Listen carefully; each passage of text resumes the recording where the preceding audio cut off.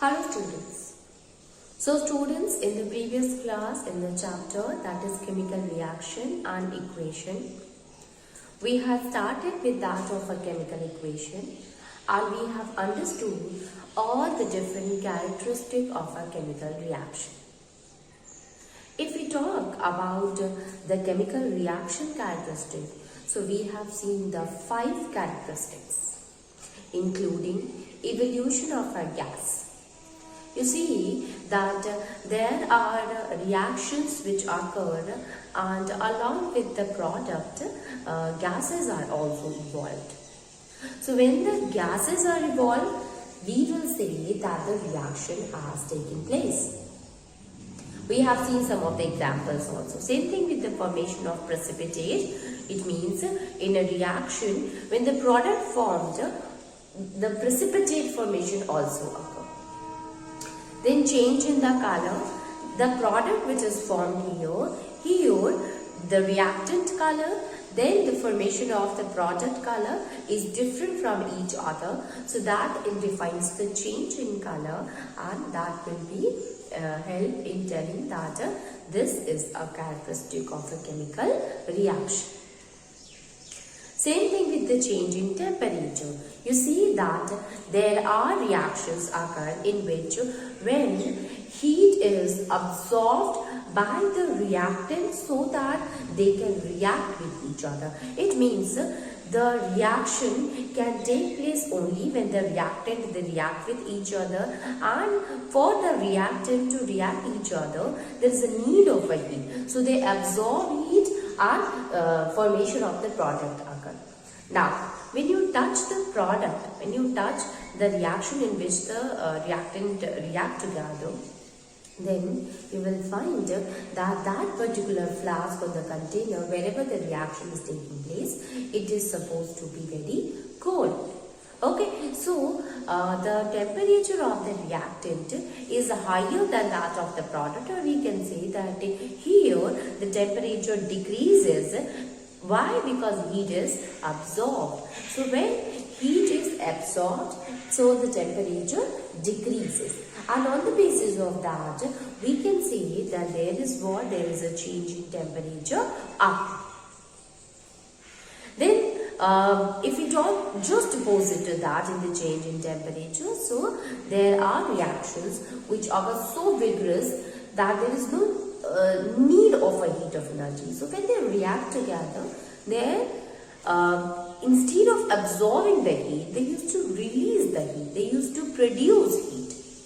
So when heat is produced, how will you come to know?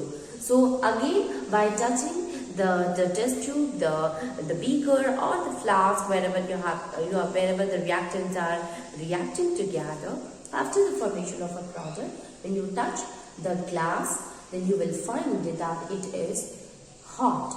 So here the product's temperature increases, and the reason, since the heat is produced. So when heat is absorbed, temperature decreases. When heat is produced, temperature increases. So this is the way to tell that before the reactant temperature was different and product temperature was different. So this is the change in temperature. Then next is the change in state. In change in state, student, you will say that the reactant state is different from that of the product one. It means that before that the reactant can be in a gaseous state or in a solid state or in a liquid state, and after the formation of a product, it will convert it into another kind of a state. So this is also an example of a change in state. Like formation of a water. Here the gases they react together to form water, that is liquid, or burning of a candle wax. There also the change in the solid to liquid and gas. So these are the characteristics of a chemical reaction. Now we are understanding chemical equation.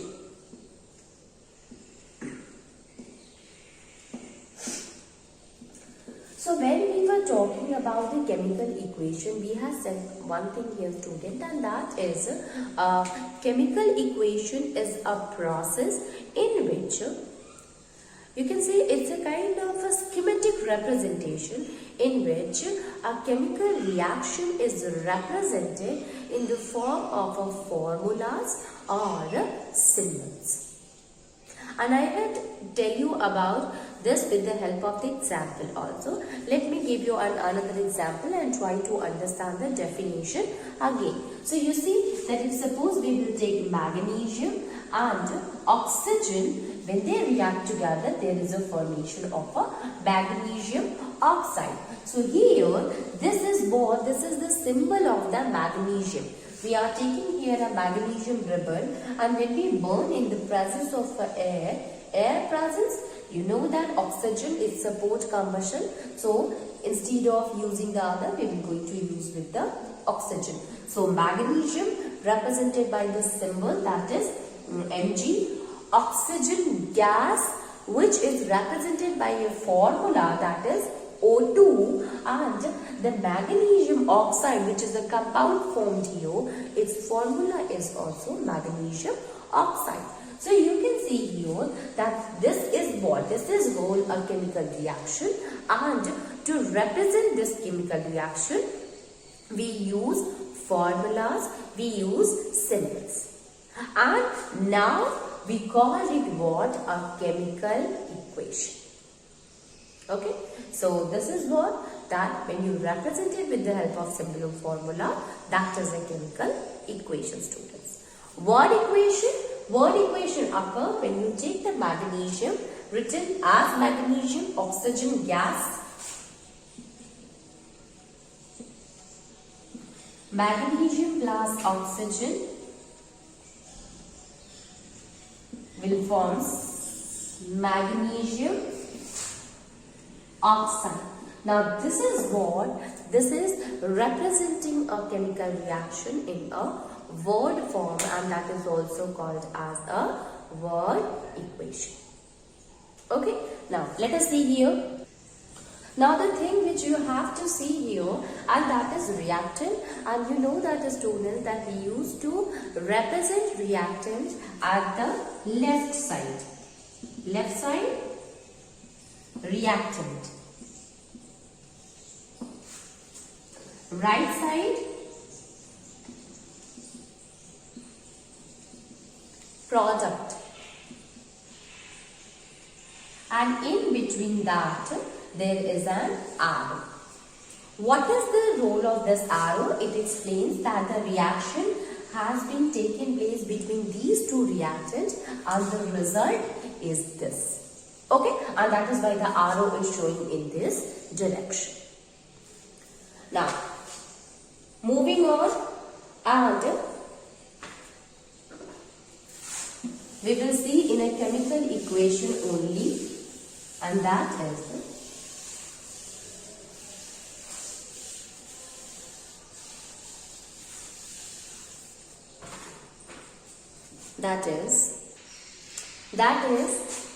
this chemical equation is also divided into two, and that is balanced chemical equation,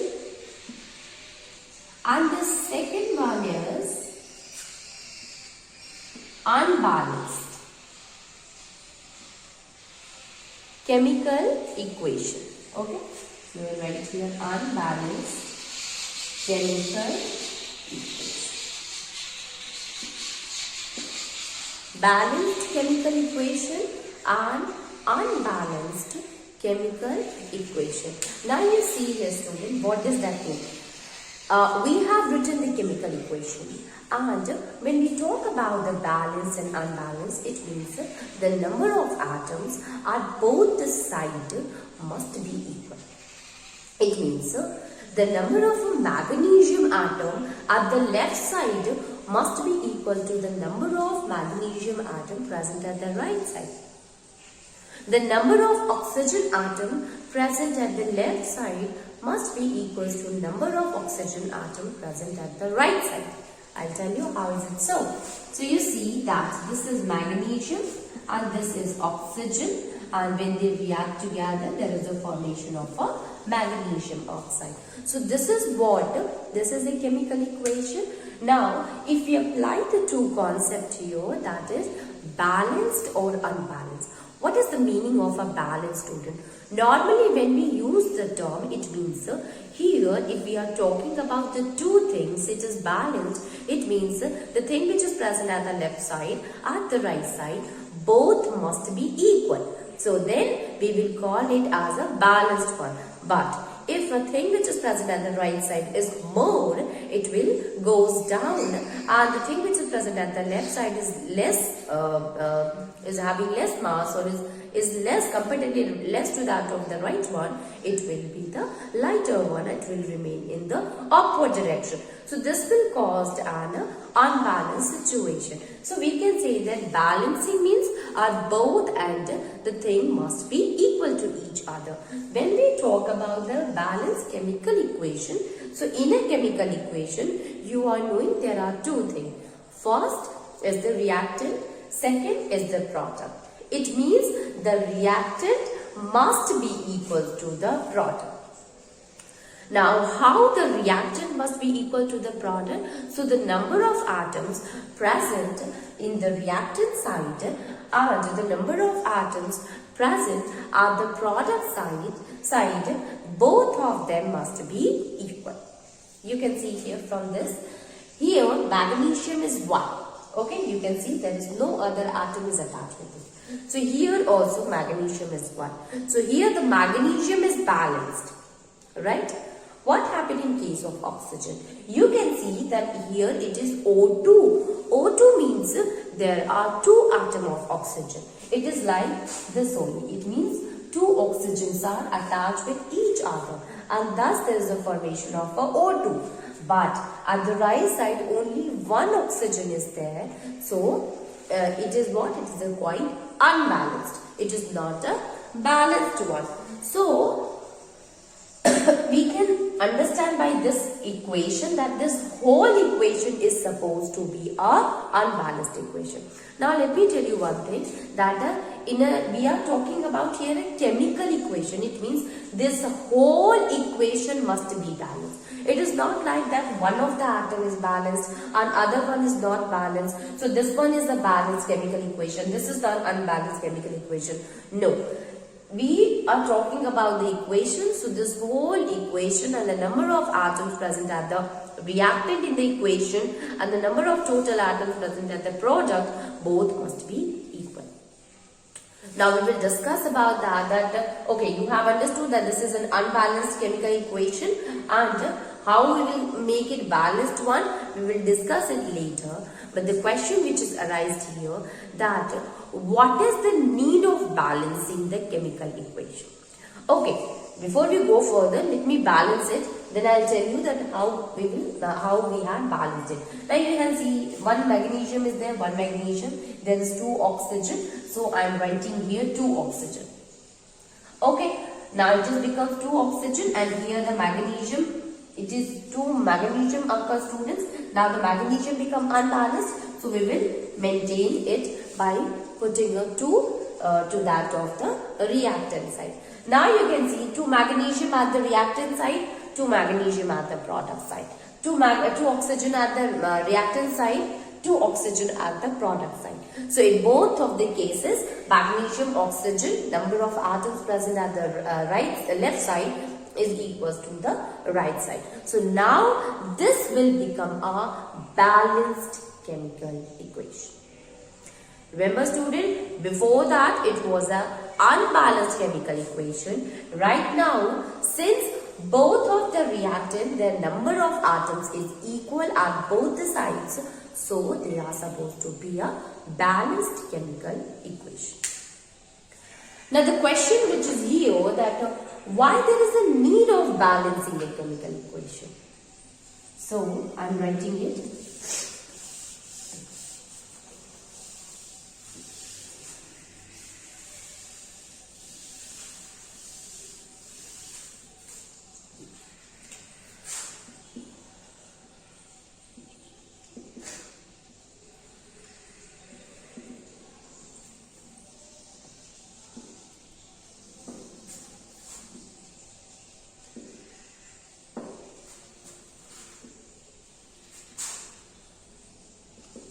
What is the need of a balancing chemical equation, student? So I am writing the answer here that in order to fulfill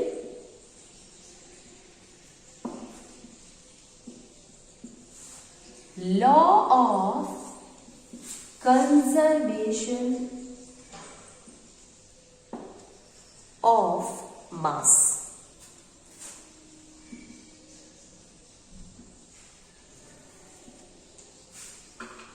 In order to fulfill the law of conservation of mass. What is law of conservation of mass? So,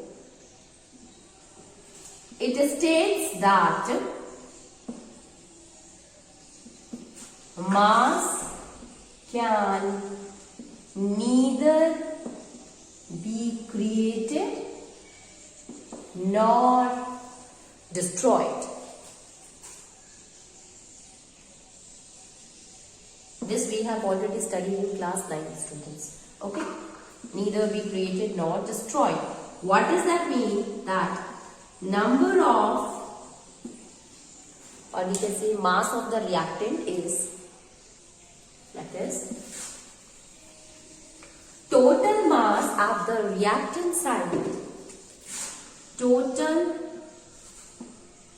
mass of the element at the reactant side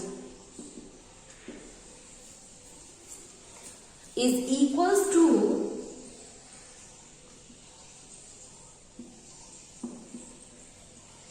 total mass of the elements at the product side. Okay, so we can say here that in order to fulfill the law of conservation of mass, we use the where there is a need of a balancing a chemical equation. Okay, so total mass of the element at the reactant side, it must be equal to the total mass at the product side. Now, how can we prove it that, okay, that in order to fulfill this, or because of that only we used to balance a chemical equation. So you see that if this is a law only, law of conservation of mass. So if suppose our equation is not balanced, let us try to understand it, that if suppose magnesium again I am taking and it will react with oxygen and oxygen.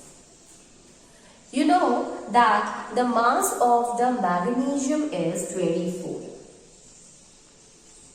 Okay, and mass of the oxygen is 16, and since there are 2 atoms of oxygen, so we will write here 2 into 16, that will be equals to 32 gram. Here again only 1 oxygen is there, so 24 plus 16. So this will be equals to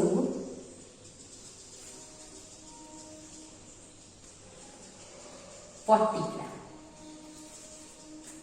So you see, when we will add both of them, what we will get, total mass of the product is 40 and total mass of the reactant will be 24 plus 32. So this will be equals to 56 gram. So you see that the mass of the reactant is 56 gram and mass of the product is 40 gram. So you can see that here it is violating the law of conservation of mass. And the reason is since the number of atoms at both the sides is not balanced. So what will happen if suppose we will balance it? Now let us see. Magnesium is 1, so oxygen is 2, so we will write here 2. So now oxygen is balanced, but magnesium become 2, so we will write here 2. Now again using this law of conservation of mass, and let us see that whether it is following or fulfilling the law of conservation of mass or not. So here magnesium is 24, so it will be 24 into 2, that will be equals to 48 gram plus 32 gram. Now this will be equals to, again 24 into 2 will be equals to 48 gram plus, here 2 oxygen will be there, that will be equals to 32 gram. So at both the side you will find that the number of atoms are, number of mass is equal. It will be equals to 80 grams. Here also it will be equals to 80 grams. Now you can see that the total mass at the reactant side and as well as the product size is equal. So now it is fulfilling the law of conservation of mass. So I hope you have understood that why there is a need of balancing a chemical equation, because of fulfilling the law of conservation of mass. Okay, so if we will not going to do that, it will violate the law of conservation of mass here. Okay, so we can say that we will see that the number of atoms present at the reactant at the product side and balance it. Now we will start to understand that how we can balance our chemical equation.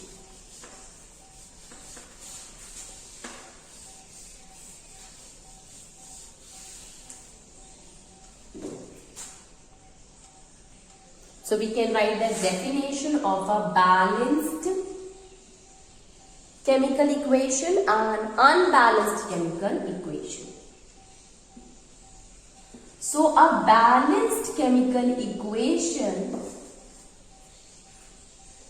is an equation which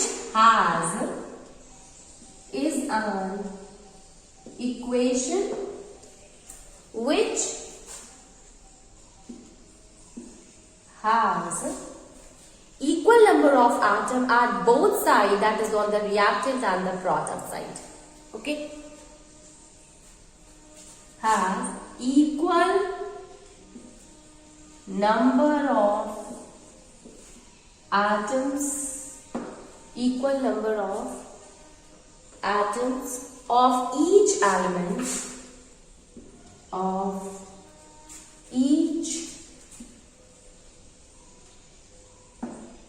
on both sides, that is on reactant and products.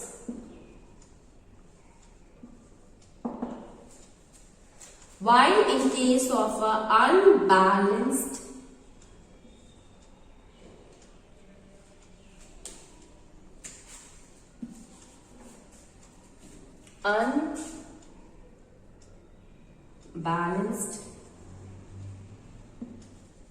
chemical equation is an equation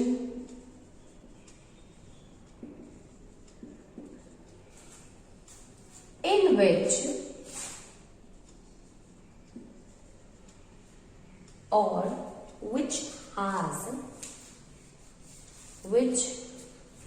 has unequal number of atoms of each elements on both sides, that is reactant and products. So you see that a balanced one where the number of atoms at both sides are equal, and if it is not equal, that is an unbalanced chemical equation. Now let us see that how we can balance a chemical equation, or what are the different steps a balanced chemical equation includes.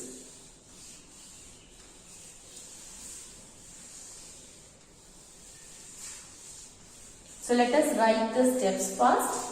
and then we will move forward. So the first step is steps to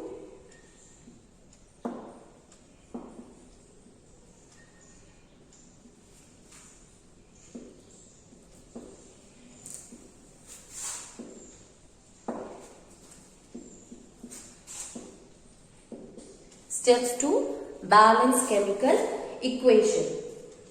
So the first step is here, students, that is write the equation with the help of the formula involved. Okay. Write the skeletal equation, it means which is not a balanced one. Okay. So write the skeletal equation. Skeletal equation having formula, having the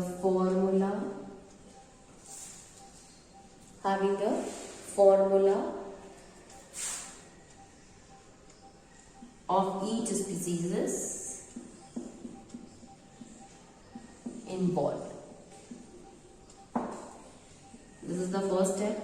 Then what we have to do? We have to select a compound or an element which is having the maximum number of atoms. Doesn't matter from where we are taking it, from the reactant side or the product side. Both of them. It means it doesn't matter that the maximum number of atoms present at the reactant side or the product side. You can take any of the side, any of the element or compound which is having the maximum number of atoms there. So we can write it that select a compound. Sorry, students. Select a compound or an element which is having the maximum that has the maximum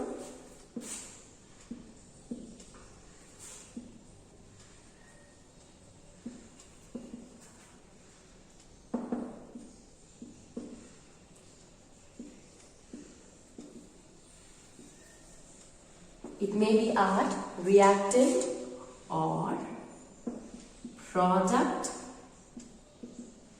sites. Reactant or product sites. Now start balancing with the maximum number of atoms.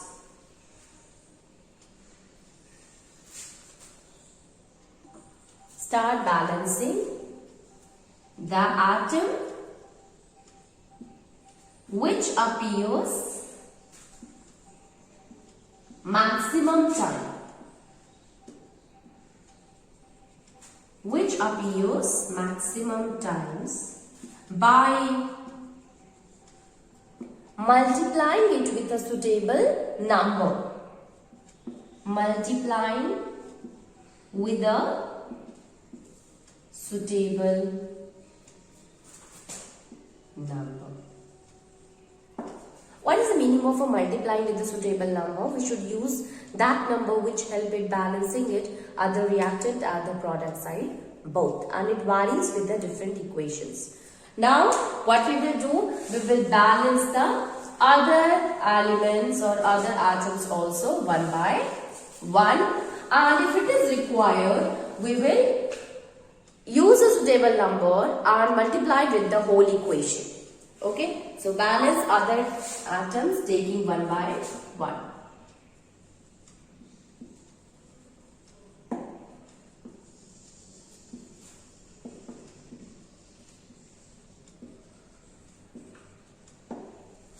Taking one by one. Now multiply the whole equation if required.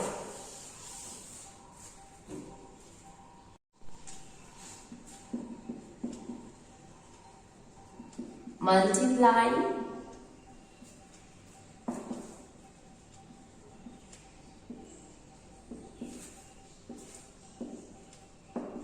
with a suitable number if required.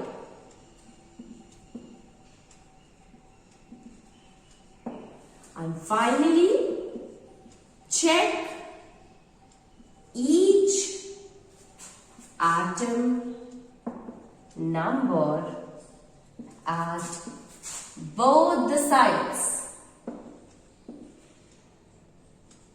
If it is equal, then the equation is balanced. So we will check it at both the side, that is at the reactant side as well as the product side, that whether the number of atoms present at the reactant side and at the product side is equal. If it is equal, then it is a balanced chemical equation. We will try to understand this in the next class with the help of an example.